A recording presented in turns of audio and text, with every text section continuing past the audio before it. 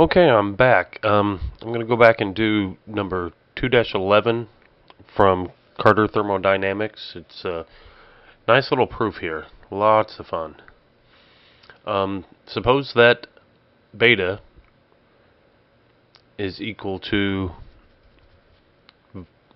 specific volume minus constant A over temperature times the specific volume. And kappa, which is our compressibility constant, is 3 times V. I'm just going to say V for specific volume. It's just much faster. V minus A over 4 pressure specific volume. Show that the equation of state is equal to the pressure to the 3/4 power times the volume minus the constant is equal to this constant, which is A, times the temperature. So this A and this A are both constants. First, we know that the expansivity constant beta is defined as 1 over the specific volume times a change in specific volume over the change in temperature, with the pressure being held constant. And this is what kappa is defined as, compressibility. So, just by looking at that, we can equate these two, and that's what I've done here. So this is here, and they give us our beta here is equal to this. Now that we have that, we can move right along. And from there, what I've done is I've taken both of these expressions and just moved the specific volume over. These get canceled.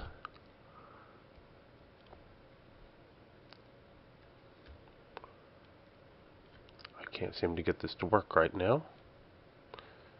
So these get canceled. I'm sorry. This gets carried over to here, and then they get canceled. This V stays. That's where it is right there. And of course, this one comes over here, makes this negative, and cancels this V. Okay, there we go. Moving right along.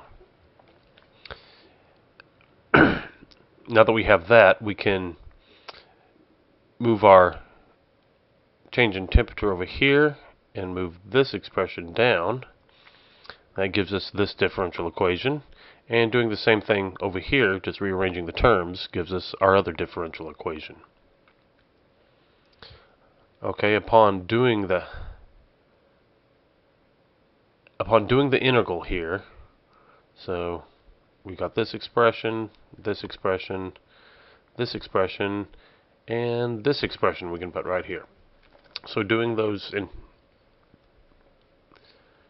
integrals right there should work out to be this right here. And here's going to be our interesting part. I'm going to ignore this one for right now. Put that on the back burner. So what is this C? Well, first let's none of these textbooks ever seem to just leave this alone. They always we're going to have C3 here equal to e to the C1. And then we're going to plug it in here so we can add a natural log of C3 is equal to the same exact C1. It doesn't change the expression at all, because ln of e to the C1 is C1.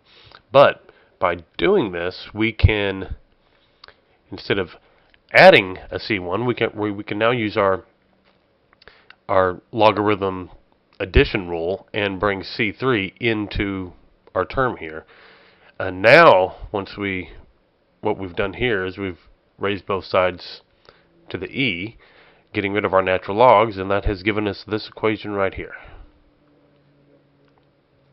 Now, what exactly is a C3? Okay, what is a C3? Now that we've got this little thing right here. Well, we've got some function that relates our specific volume. We've got a function that relates our temperature, and we're multiplying it by C3. C3 is our function as it relates to pressure. So it's a function of pressure.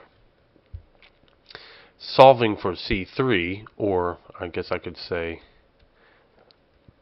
function of pressure, gives us v minus a to the t. Okay, now we need to solve for this function of pressure.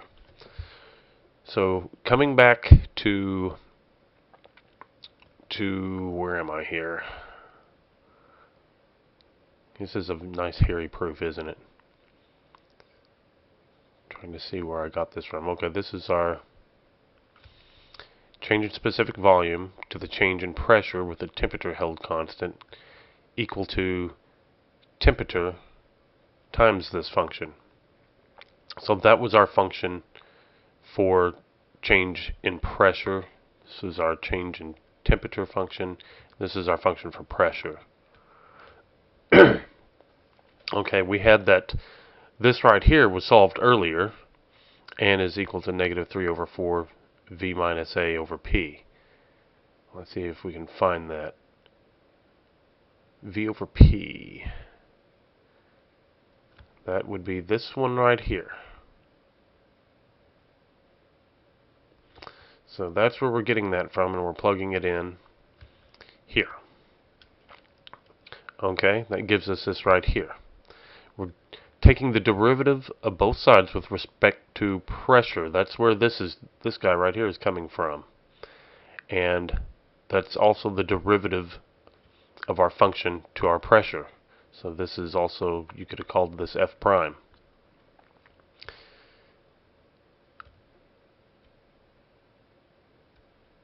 Okay. From there, we have f of p is equal to v minus a over t. From above, how far above? That was our f of p is equal to v minus a over t. That's where that comes from. Okay, so that we're plugging into here. That gives us minus 3/4. This right here is this right here. That's where this is coming from. And then this is over here. So all we have to do is rearrange this. We're going to divide by fp both sides, and then we're going to have our differential equation. Okay, here we go. Standard differential equation. All you have to do is take the derivative of both sides. You get ln of your function plus c, negative 3/4 ln of p. And we're going to do the same trick that we did before with this constant. This constant right here, we're just going to name a new constant, c1, which was obviously e to the c, which doesn't change it. We're going to bring that in using our log addition rule. That becomes ln of c1 times our function. ln of p to the negative 3/4, we just used our exponential rule of logs, brought it into here as an exponent. Now that we're here, we simply raise it to the e again. We get our pressure to the negative 3/4 is equal to c1 times our function. And remember what our function was.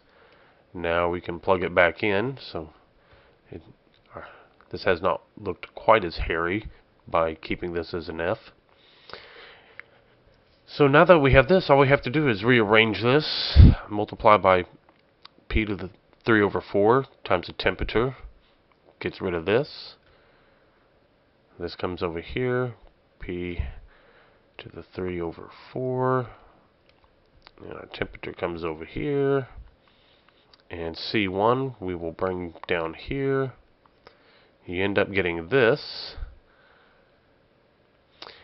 And we're almost there. All we have to do is assign a is to equal 1 over this c1. That gives us our final thing. Finally, we have shown our equation of state is p to the 3/4 times v minus a equals at. QED, baby.